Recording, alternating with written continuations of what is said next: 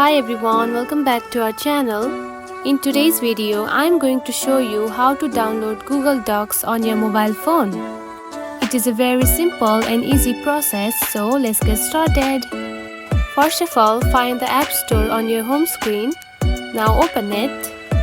Then tap onto the search button and type Google Docs on your search bar. After typing, simply tap onto the search button right here. Now here you can find the Google Docs at the second one. Now tap on it. To download, tap onto the cloud-like button right here. If you are downloading the Google Docs on your phone for the first time, it will show the option like this, which is Get. And after a few seconds, the Google Docs will be downloaded to your phone. Then tap on to Open. And now you can use the Google Docs with ease. You can also find the app on your home screen like this. And that's it. This is how you can download Google Docs on your mobile phone. If you found this video helpful, don't forget to like and subscribe for more tips. Thanks for watching.